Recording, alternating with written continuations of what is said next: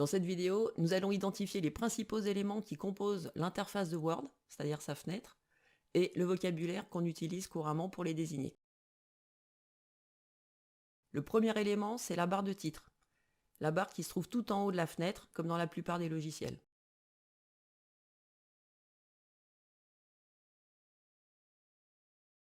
À l'extrémité gauche de la barre de titre, on trouve l'icône Gestion de fenêtre.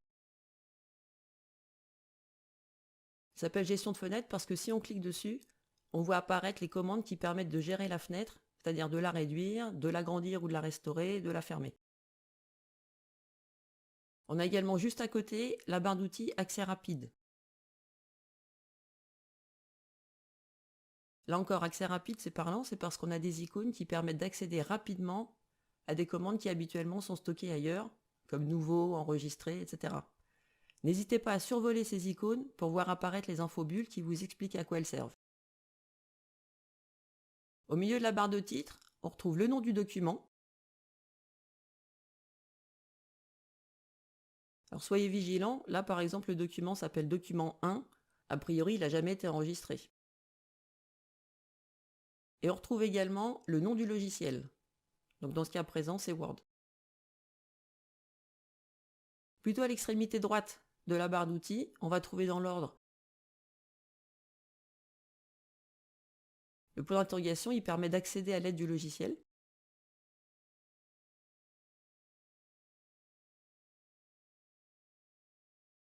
On va avoir également les options d'affichage du ruban.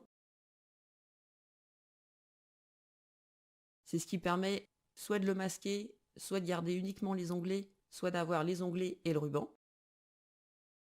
Et puis les trois icônes gestion de fenêtre.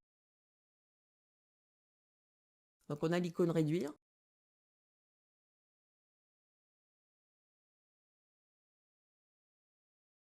L'icône agrandir, restaurer.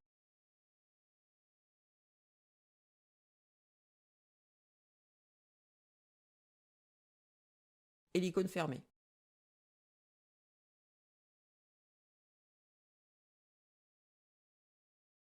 En dessous de cette barre de titre, vous avez la barre d'onglets, c'est-à-dire fichier, accueil, insertion, etc.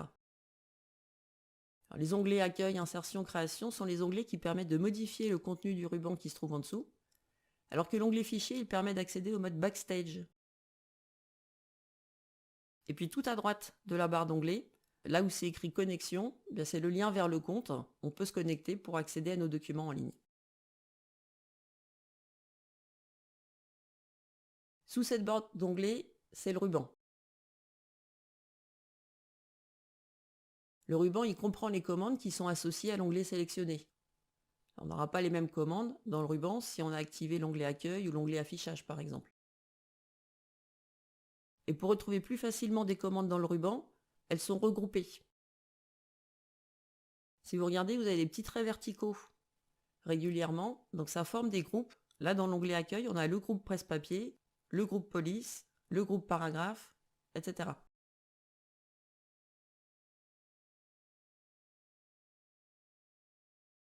Pour certains groupes, on a un lanceur de boîte de dialogue. C'est la petite icône, le petit carré avec une flèche qui est à l'extrémité droite en bas du groupe.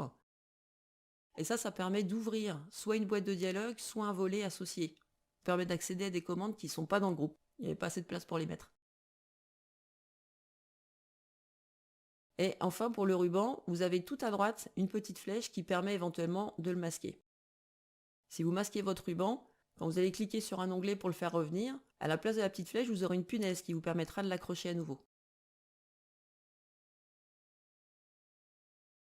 Sous le ruban, il y a la règle. Alors la règle, c'est hyper important. Veillez à ce qu'elle soit toujours affichée. Elle va vous permettre de visualiser les marges, les retraits de paragraphes, les taquets de tabulation, les séparations de colonnes.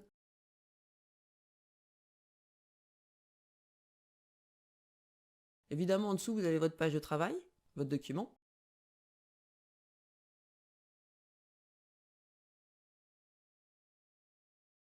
Et puis, à côté du document, vous pouvez avoir éventuellement un ascenseur si la page est trop grande et votre fenêtre trop petite pour l'afficher en entier. Les volets Office dont on a parlé tout à l'heure, ils peuvent ressembler à ça. On peut les ancrer soit à gauche, soit à droite. Là, on voit le volet presse-papier et le volet style.